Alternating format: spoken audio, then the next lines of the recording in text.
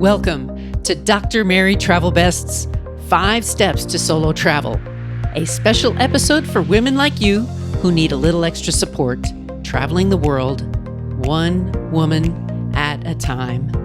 I've been traveling solo since 1972.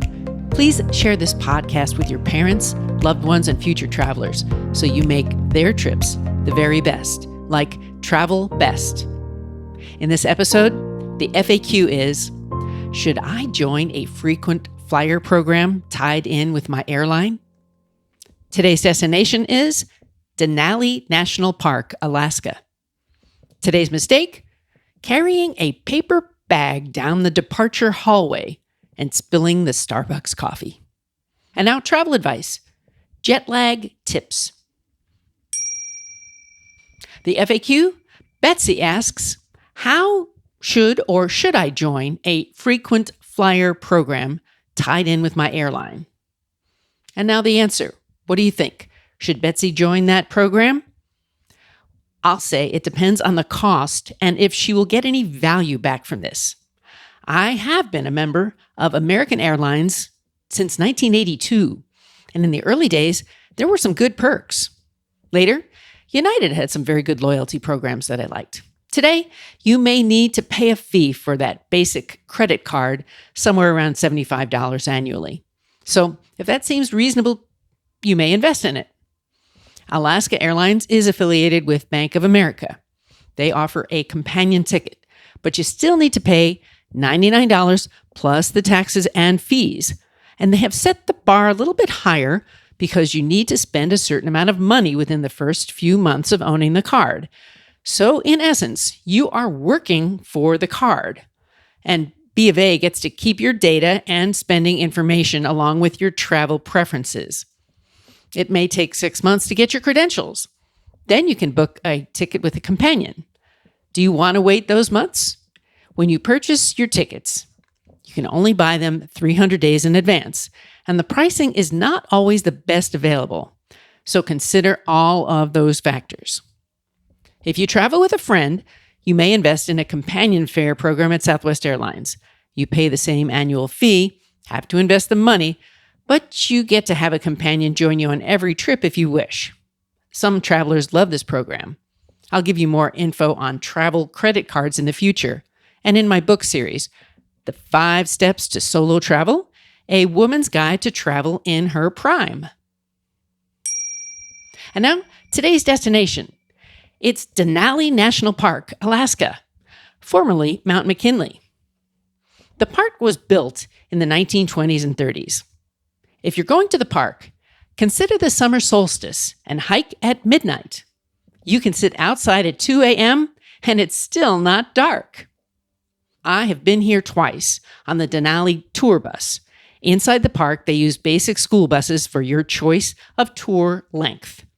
It's my recommendation that you take the longest tour so you can see as much of the park as possible on the bus, and it stops multiple times for rest and photo breaks.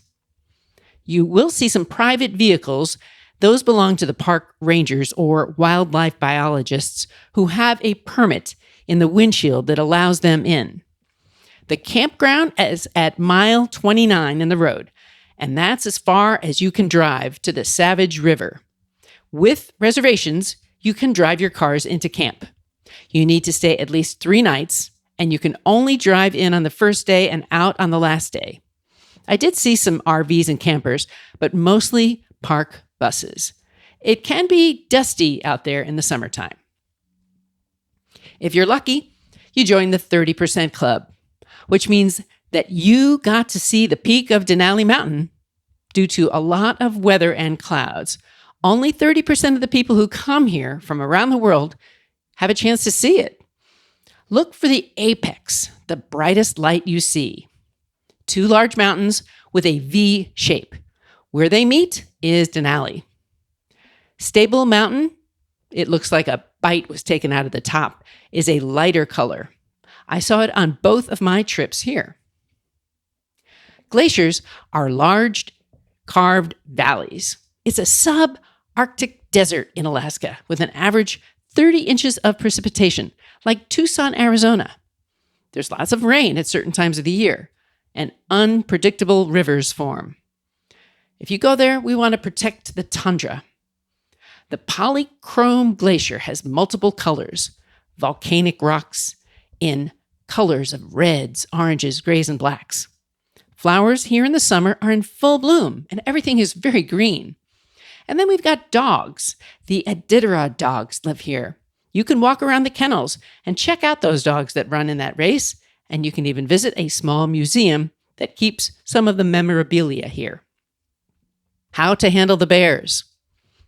Wildlife is wild. Don't approach animals. Stay at least 25 meters away or 2 bus lengths. Human voices will keep animals away most of the time. Talk to others, make noise. With grizzly bears, stay a lot further, at least 300 yards or meters away. 3 football fields. If you do see a bear, if it does not know you're there, stay quiet and walk away. If they see you, they may stand up on their hind legs for good vantage. Talk to the bear in a nice, calm, loud manner. Hey bear, I'm human. So keep your backpack and make yourselves look big as a group. Slowly back off and walk away in a different direction. Do not run from a grizzly bear. Stand your ground, as they can run 35 miles an hour. We can't outrun them. Don't trigger the response. Stand your ground, don't run. The last step is to play dead. Roll into a ball in case you think the bear would touch you. Bear spray, upwind, tuck away in the middle of your backpack.